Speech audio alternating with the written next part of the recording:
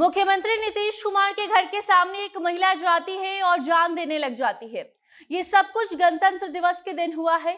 74वें गणतंत्र दिवस के दिन जहां पूरा देश राष्ट्र प्रेम और झंडोत्तोलन में व्यस्त था, तो वहीं दूसरी तरफ एक महिला अपने पूरे परिवार के साथ पहुंचती है सीएम आवास और नीतीश कुमार के घर के सामने जान देने की कोशिश करने लग जाती है। उसने ऐसा क्यों किया, आपको आगे की खबर में हम बताएंगे और ये भी बताएंगे कि किस तरीके से वो महिला अकेले नहीं बल्कि अपने परिवार के बाकी और 2 लोगों के साथ सीएम आवास पहुंची थी। नीतीश कुमार के घर के बाहर उसने जो कुछ भी किया वो बहुत सारे सवाल पैदा कर रहा है, क्योंकि आए दिन ऐसा देखा जाता है कि जनता दरबार में लोग अपनी समस्या लेकर पहुंचते हैं, लेकिन ये महिला सीधे सीएम आवास पहुंच गई। बाकी उसके साथ आगे क्या हुआ, उसने वो कदम क्यों उठाया, आपको सब कुछ आगे की रिपोर्ट में हम बताएंगे। अब नमस्कार, आप जनता जंक्शन देख रहे हैं और मैं आपके साथ वंदना पांडे। खबर में आगे बढ़े उसके पहले आपको हम एक और जानकारी देना चाहते हैं कि बिहार में पहली बार भव्य विराट राम कथा कार्यक्रम अपनी अपनी राम का आयोजन होने जा रहा है, वो भी कुमार विश्वास के साथ। इस कार्यक्रम को स्पॉन्सर करने के लिए नीचे दिए गए नंबर पर आप संपर्क कर सकते हैं। आपको बता दें, हमारे बिहार के इतिहास में ऐसा कार्यक्रम पहली बार हो रहा है। इस कार्यक्रम की भव्यता आप इस बात से अंदाजा लगा सकते हैं कि पूरे देश और दुनिया की मीडिया और पूरे भारत की नजर इस कार्यक्रम पर होनी है। तो आइए इसको मिलकर हम सफल बनाते हैं और आप इस कार्यक्रम को जरूर स्पॉन्सर करें।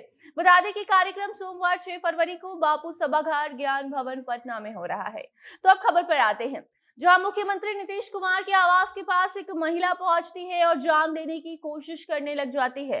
सूत्रों की माने तो महिला जमीन विवाद से परेशान थी।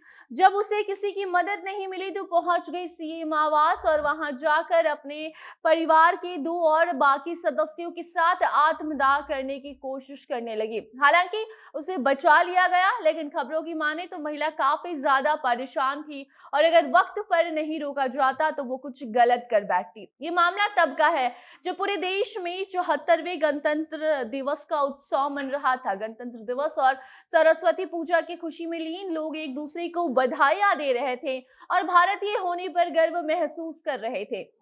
उस वक्त एक महिला ऐसी भी थी जो अपनी समस्याओं से परेशान, ना ही मां सरस्वती की आराधना करना चाहती थी और ना ही उसे गणतंत्र दिवस से कोई मतलब था। उसे मतलब था तो नीतीश कुमार से, उसे नीतीश कुमार से मिलना था और अपनी समस्याओं का निजात निकलवाना था। जब ऐसा नहीं हुआ तो महिला सीधे सीएम नीतीश कुमार के आवास के पास पहुंचकर वहां जाकर जान देने की कोशिश करने लग जाती है।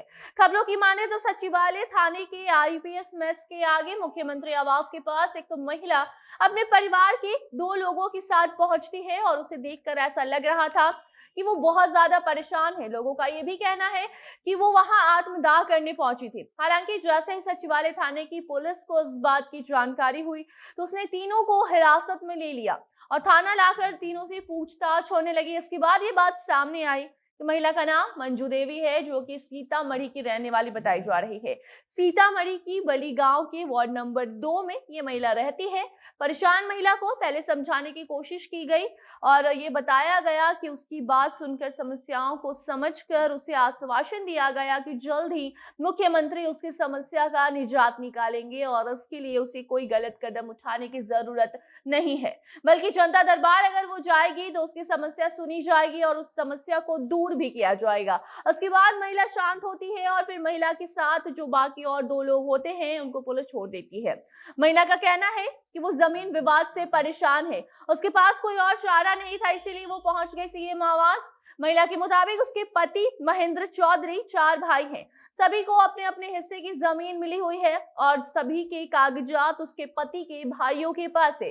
पति बीमार था तो वो अपने पति के इलाज के लिए अपने मायके गई थी और उसके बाद जब पति के भाइयों ने उसकी जमीन और मकान पर अपना कब्जा जमा लिया और इसकी शिकायत थाने में की तो थाने द्वारा भी कोई इस पर एक्शन नहीं लिया गया। उसकी जमीन पर अवैध रूप से उसके पति के भाइयों ने कब्जा कर लिया, जिसकी शिकायत लेकर वो कई बार थाने गई, लेकिन किसी ने उसकी गुहार नहीं सुनी।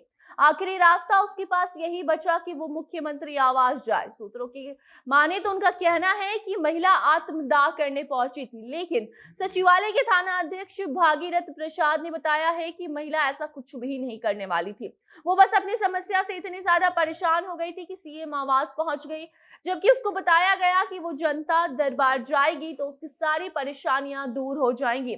जिसके बाद महिला ने ये भरोसा दिलवाया है कि आत्मदाह जैसा कोई भी गलत कदम वो आगे से अब नहीं उठाएगी। बहुत सारे ऐसे लोग हैं जो जनता दरबार में जाते हैं, अपनी परेशानी बताते हैं, उनकी परेशानी सुना जाता है, उसका हल निकाला जाता है, जो कि इस महिला को भी समझाया गया है, बताया गया है। बाकी अब आगे उस महिला के द्वारा क्या कुछ स्टेप लिया जाता है, ये देखने वाली बात होगी। और इस पर कोई और नई जानकारी, मुख्यमंत्री के द्वारा कोई टिप्पणी आती है तो वो भी आप तक हम जरूर पहुंचाएंगे। तब तक आप अपनी प्रतिक्रिया ऐसे मामलों को लेकर कमेंट बॉक्स में दे सकते हैं। वीडियो को शेयर कीजिए और बाकी अन्य खबरों के लिए बने रहे जनता जंक्शन के साथ। कैमरे के पीछे थे विशाल और मैं थी आपके साथ वंदना। धन्यवाद।